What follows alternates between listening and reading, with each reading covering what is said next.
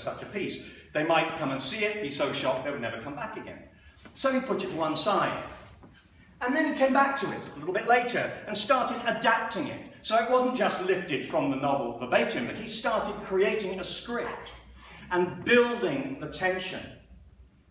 Then he decided to put it to one side again, still not confident enough to do it. Then came back to it again, tweaked it a little bit more, and started putting in wonderful language. He talks about the bell of St. Paul's tolling the death of another day, and that midnight had come upon the city, and the rigid face of the corpse.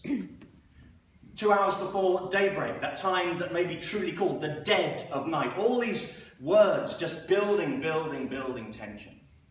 And in the end, having returned from a successful reading tour of the United States, he decided to try it. So he went to his good friend, John Forster, and rather hesitatingly, knowing pretty well what the reaction would be, said, "Forster, I have made a short reading of the murder in Oliver Twist, but I cannot make up my mind whether to do it or not. I have no doubt that I could petrify an audience by carrying out the notion I have of the way of doing it, but whether or not it would be too horrible that they would never return, that I cannot make up my mind on. Well, what do you think?" Well, Forster, predictably, disapproved, told Dickens he shouldn't do it. So Dickens took that advice on board and went immediately to his tour manager and asked him instead, who gave him the same answer. So Dickens took that advice on board and went to his publishers and asked them, who told him, "You can't do the murder, the audience will never return for another reading." He was becoming so frustrated. He knew what a great piece of theatre this could be, and nobody would give him the right answer. So in the end, he decided to stage a private performance for a few friends, mainly theatre folk, and close family. And so for the first time, Bill Sikes stood on the stage and murdered Nancy. When the reading finished, Dickens stood at his reading desk, his red reading desk, sweating, panting, red-faced, and the audience sat, staring at him, open-mouthed, ashen-faced, horrified. Eventually, his elder son, Charlie, stood up and said, "That was the most extraordinary piece of theatre, but you must never repeat it. You will kill yourself." That was the answer Dickens wanted. He immediately put Sikes and Nancy into his repertoire for the forthcoming tour of readings. And he wasn't disappointed. The effect it had on Victorian audiences was astounding. The more he did it, the more he realised the power of this little short reading. And he developed a very specific way of judging how well each performance had gone. And after a very successful performance just outside Bristol, he wrote a letter home to his family up at Gad's Hill, up in Higham, and in it he gushed about how well the show had gone. He said, "Last night in Clifton, we had a contagion of fainting. Between 15 and 20 women carried out like stick." Now, I've been performing this for a few years now, and to my utter regret, for a long time, nobody ever fainted, which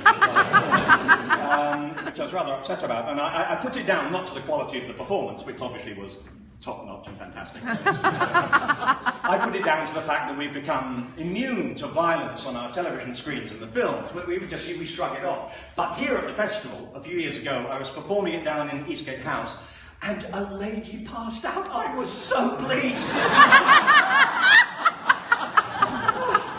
Made my entire career. Anyway, she equally was very pleased. She was rather happy to have passed out at a performance of Sikes and Nancy, as she told me later, and she was fine, I hasten to add. So, I have to be careful how I said this, I'm using the exact text that Dickens edited for his performance of Sikes and Nancy. So this is exactly the text that he performed to his audiences, with all its build-up and tension and everything else. I said last year when I was doing the trial from Pickwick, this was the exact script that Charles Dickens used for his readings, and everybody wanted to come up and touch it, and were quite surprised that he used Arial 12 for his font. So this, The Murder of Nancy, Sikes and Nancy. Fagin, the receiver of stolen goods, was up betimes one morning and waited impatiently for the appearance of his new associate, Noah Claypole, otherwise Modest Bolter, who at length presented himself and, cutting off a monstrous slice of bread, commenced a voracious assault on the breakfast. "Bolter! Bolter!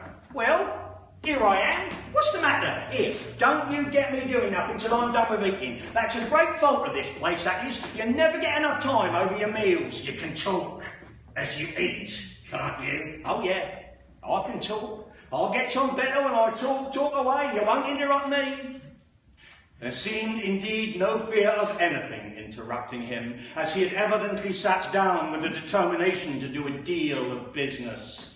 "I want you, Bolter," leaning over the table, "to do a piece of work for me, my dear, which needs a great deal of care and caution.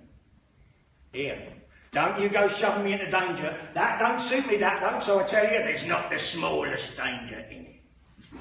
Not the very smallest. It's only to dodge a woman. An old woman, a young one. Well, I can do that pretty well. I was a regular sneak when I was at school. Here, what am I to dodge her for? Not to do anything, but to tell me where she goes, who she sees, and if possible what she says.